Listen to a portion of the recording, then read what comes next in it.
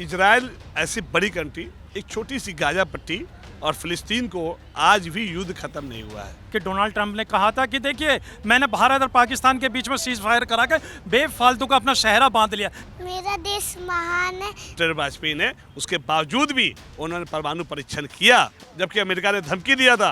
America को पता भी नहीं होने दिया। भारत को ऐसी शक्ति डॉक्टर एपीजे अब्दुल कलाम साहब ने दे दी। तो in foreign relations it is said no one is a permanent enemy and no one is a permanent friend. 56 Muslim country के हरी भाई है, तो इसका मतलब ईरान मजबूत है। मीडिया सबसे पहले ईरान को इतना प्यार क्यों करता है, फिलिस्तीनियों को इतना प्यार क्यों करता है, गाजा पट्टी को इतना प्यार क्यों करता है? ईरान के ऊपर इजराइल का हमला, न्यूक्लियर इंफ्रास्ट्रक्चर को डैमेज करना, टॉप न्यूक्लियर साइंटिस्ट को नेस्ता नाबूद कर देने के बाद अब चर्चा इस बात की हो रही है कि क्या दुनिया तीसरे विश्व युद्ध की आहट सुनाई दे रही है? क्या इजराइल और ईरान तीसरे विश्व युद्ध का केंद्र बनते हुए नजर आ रहे हैं? और इन सब के इतर भारत की कूटनीतिक चुनौती क्या है, भारत का व्यापारिक चुनौती क्या है, इन तमाम मसलों पर आज हम बात करेंगे। हमारे साथ शख्स मौजूद हैं, एक एक करके तारुफ करते हैं और फिर बात की शुरुआत करते हैं। सर, आपका नाम? कृष्णकांत शर्मा। मैं बाय प्रोफेशन एडवोकेट भी हूँ और पॉलिटिकल साइंस से मैंने एमए भी किया है, तो पॉलिटिकल एनालिस्ट भी हूँ। ठीक है, और मेरा ये कहना है, जो आपका जो सवाल था, भारत को कूटनीतिक जो है आर्थिक नुकसान होगा और साथ में ये बहुत सारे नुकसानें होगी। ईरान एक ऐसी कंट्री है जो गाजा पट्टी से मजबूत है, जो फिलिस्तीन से मजबूत। इजराइल, ईरान की बात, ईरान की। इजराइल ऐसी बड़ी कंट्री जिसके पीछे अमेरिका था, उसके बावजूद भी एक छोटी सी गाजा पट्टी और फिलिस्तीन को आज भी युद्ध खत्म नहीं हुआ है। और आज भी इजराइल को, गाजा पट्टी और फिलिस्तीन को जितना नुकसान हुआ है उसका कुछ परसेंटेज 50% उनको भी, इजराइल को भी नुकसान हुआ है। जब एक छोटी सी कंट्री इतना ज़्यादा फाइट दे सकती है, तो ईरान तो काफ़ी ज़्यादा मुस्लिम कंट्रियों का जो एक कहा जाता है, जैसे हमारे यहाँ निजाम भाई अभी कुछ पहले डिबेट में उन्होंने कहा 56 मुस्लिम कंट्री वो बहन है और उसका भाई जो है वो ईरान है। 56 मुस्लिम कंट्री के हरी भाई है, तो इसका मतलब ईरान मजबूत है। और ईरान की ये हरकतें, ईरान ने क्या गलती किया? लोग कहते हैं ईरान है आतंकवादी संगठन है, क्या है? उसने परमाणु बम या यूरेनियम की ही तो परीक्षण करना चाहा, वो तो हमने भी किया। जब हमारे देश के प्रधानमंत्री अटल वाजपेयी, जिनको बहुत मना किया गया, उसके बावजूद भी उन्होंने सब बातों से निफिक्र होकर CTBT पे हस्ताक्षर करने से मना कर दिया। और उन्होंने कहा, जबकि अमेरिका ने धमकी दिया था कि हम आपको आपका परिणाम झेलना पड़ेगा, बट हमारे देश के जो प्रधानमंत्री अटल वाजपेयी ने उसके बावजूद भी उन्होंने परमाणु परीक्षण किया पोखरण में। इसी मुद्दे पे मैं आना चाहूँगा, आपकी मैं समझ की भी दाद देना चाहूँगा, लेकिन मेरा सवाल ये है कि क्या अब दुनिया तीसरे विश्व युद्ध की आहट को सुन रही है? क्योंकि जिस तरीके से यूनाइटेड नेशन सिक्योरिटी काउंसिल की बैठक हुई, जिसमें अमेरिका ने सपोर्ट किया है इजराइल का, नाटो का मेंबर है वो, और इधर रशिया और चाइना ने ईरान का समर्थन किया है, तो मेरा सवाल यह है कि क्या ये अब आहट है तीसरे विश्व युद्ध की? क्योंकि जिस तरीके से अमेरिका ने, हालांकि ऊपरी सतह से देखो तो कोई भी इंडल्ज नज़र नहीं आता इस पूरे कॉन्फ्लिक्ट में, लेकिन अंदर खाने ये खामोशी एक इशारा है कि अंदर खाने कहीं ना कहीं कोई सांठगांठ है। हर शांति के बाद, यदि जब आपने देखा होगा, जब हवा शांत होती है तो तूफान आने वाला होता है। ये तूफान का जो पहले जो है ना, ये प्रतीक है। और यदि थर्ड वर्ल्ड वार हो गया तो जिस तरह से आपने जापान ने सबूत हो गया था, ठीक है, जापान एक अच्छी कंट्री थी, टेक्नोलॉजी से मजबूत थी, वो दोबारा खड़ा हुआ, लेकिन उसके असर आज भी, परमाणु बम के असर नागासाकी, हिरोशिमा में दिखे जाते हैं, जापान में दिखे जाते हैं। ये कह रहे हैं कि तीसरा वो जो विश्व युद्ध की हम जो चर्चा करते हैं उसमें परमाणु हथियार का ज़्यादा जिक्र होता है, लेकिन जैविक हथियार भी एक बड़ी भूमिका में नज़र आ सकता है। आपको से मैं ये पूछना चाहूँगा कि क्या भारत इस कूटनीतिक संतुलन को देख पाता है? क्योंकि ईरान के साथ भारत के ऐतिहासिक संबंध हैं, वो पर्शियन सिविलाइजेशन है ईरान, और भारत ने उसके साथ बहुत सारा तेल के माध्यम से, चाबहार पोर्ट के माध्यम से भी क्या कहते हैं, अपना व्यापार बना के रखा है। और इजराइल के साथ भी जिस तरह से ऑपरेशन सिंदूर में इजराइल ने भारत का समर्थन किया, तो दोनों ही देश जो हैं भारत के मित्र हैं। ऐसे में भारत का कूटनीतिक संतुलन कैसे होगा? भारत व्यापार को कैसे साधेगा अपने? क्योंकि हम बहुत ज़्यादा तेल वहीं से मंगाते हैं। मैंने अभी कुछ देर मैं आपके पास आता हूँ। एक सेकंड, मैंने कुछ देर पहले अभी जो भारत 24 पे जो चाहा, तो वहाँ बीजेपी की प्रवक्ता बैठी थी, स्वाति शर्मा। मैंने बोला कि हमारा जो सबसे ज़्यादा आयात होता है, तो उसमें यदि तेल ईरान से सबसे ज़्यादा होता है, बाकी भी सामान है, हम चावल बेचते हैं, हमारा शीशा भी जाता है वहाँ पे, लेकिन उसी तरह ऐसा नहीं कि हम सिर्फ ईरान के भरोसे है, बट यदि किसी एक कंट्री से कटेगा तो कहीं ना कहीं हमारी तेल की जो महंगाई ऑलरेडी, हम बहुत ज़्यादा पेट्रोल और डीजल पे बहुत ज़्यादा महंगाई देश में ऑलरेडी हो चुकी है। तो देखिए, मैं ये बताना चाहता हूँ कि देखिए, हमारे भारत के पास आज सुनहरी मौका है कि ईरान और इजराइल के बीच में बैठकर पीस करा दे। जिस तरीके से आपने देखा होगा कि डोनाल्ड ट्रंप ने कहा था कि देखिए, मैंने भारत और पाकिस्तान के बीच में सीज फायर करा के बेफालतू का अपना शहरा बांध लिया। कहते हैं ना, बेगाने की शादी में अब्दुल्ला दीवाना। तो उस तरीके का डोनाल्ड ट्रंप जी ने फ़ायदा उठाया। लेकिन हम लोग ऐसे नहीं है, हम लोग विश्व गुरु हैं।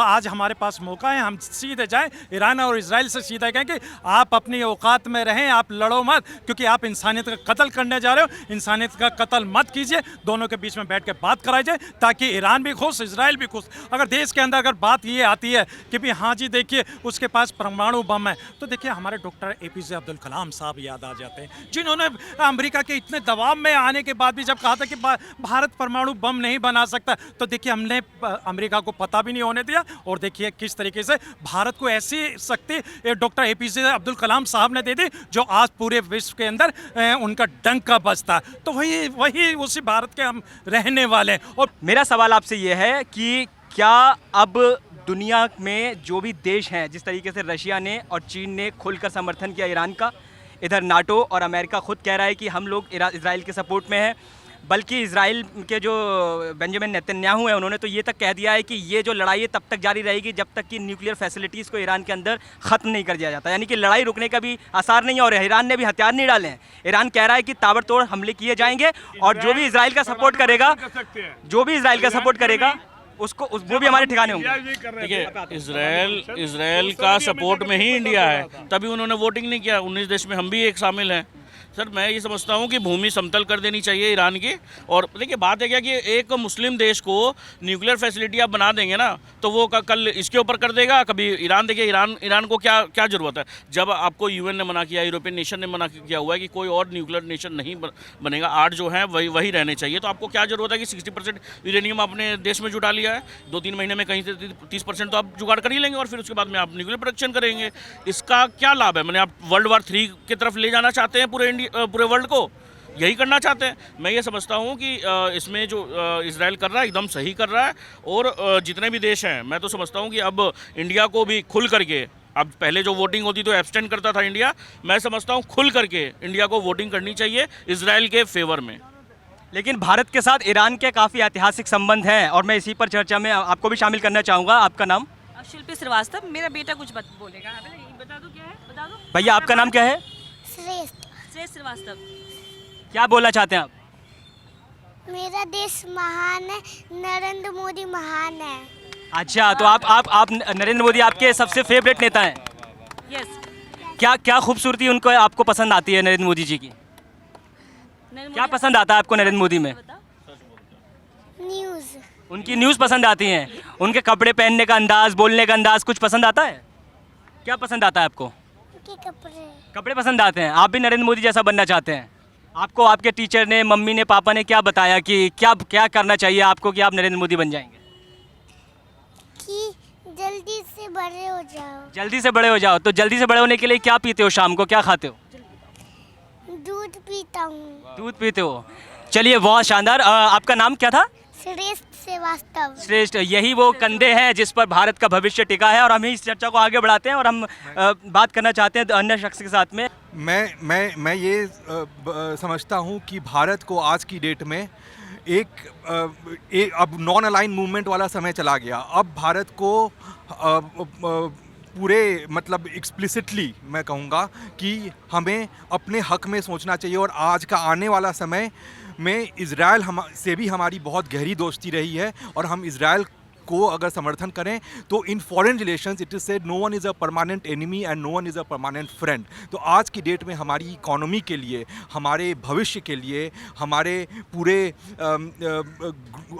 ग्रोइंग अर्थव्यवस्था के लिए इजराइल को समर्थन करना हमारे हक में है। तेहरान में तो भारतीयों को एडवाइजरी भी जारी की गई है कि देश वो राजधानी छोड़ें और सक्षम हो तो वहाँ से निकलें। मेरा सवाल आपसे यह है कि भारत इस पूरे घटनाक्रम में इसको किस नज़रिए से देखता है भारत, सबसे पहले। और दूसरा सवाल मेरा आपसे ये कि भारत किस पक्ष के साथ और क्यों खड़ा रहेगा?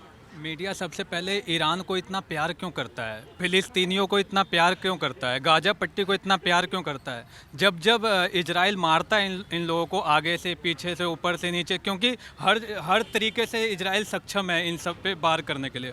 और इजराइल को तो हमेशा परेशान किया गया है। पिछले अगर 100 साल का इतिहास लेंगे तो आसपास के जितने भी देश हैं इजराइल को हमेशा ख़त्म करने का प्रयास करते रहते हैं। इजराइल एकमात्र देश है, चाहे 56 देश आ जाए या 500 देश आ जाए, इजराइल कभी झुकेगा नहीं। इजराइल इजराइल इनको फिर से मारेगा। ईरान के केस में लेकिन बात यह आती है कि भारत का उसके साथ व्यापारिक रिश्ते हैं, तो अगर हम इजराइल के साथ जाते हैं तो ये कहीं ना कहीं देखा जाएगा कि ईरान के साथ दूरी बढ़ेगी। व्यापारिक रिश्ते सिर्फ और सिर्फ मात्र तेल से है। 80% तेल हम उनसे निर्यात करते हैं। 2.18 बिलियन का डॉलर का इन्होंने बताया एक भैया ने। तो अब एथेनॉल ऑयल फिर क्यों बना रहे हैं हम लोग, किसानों का साथ क्यों दे रहे हैं हम?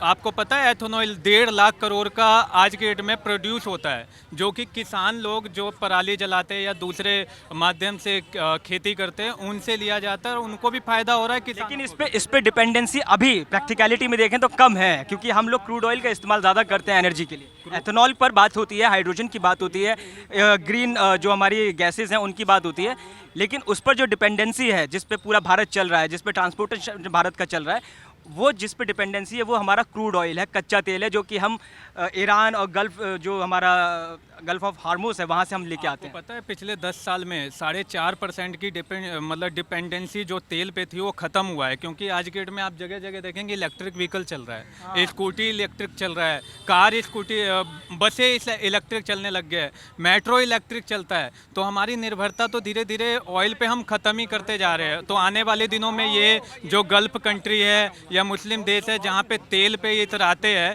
तेल पे घमंड करते हैं, आने वाले दिनों में ये तेल के अंदर ही जल के मर जाएंगे।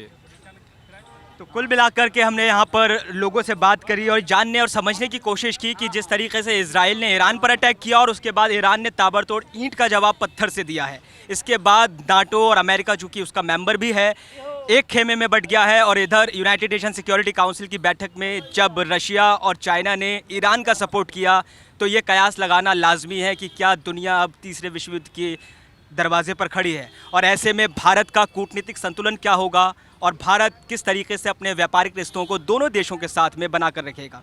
जनता से हमने जानने की कोशिश की, हम दिल्ली में मौजूद थे और इस पर हमारी जो कुल मिलाकर के राय बनी वो यही कि भारत को फ़िलहाल अभी सब्र से काम लेना चाहिए, अभी मामले को दूर से देखना चाहिए, समझना चाहिए, मामले में डायरेक्ट इंटरवेंशन नहीं करनी चाहिए।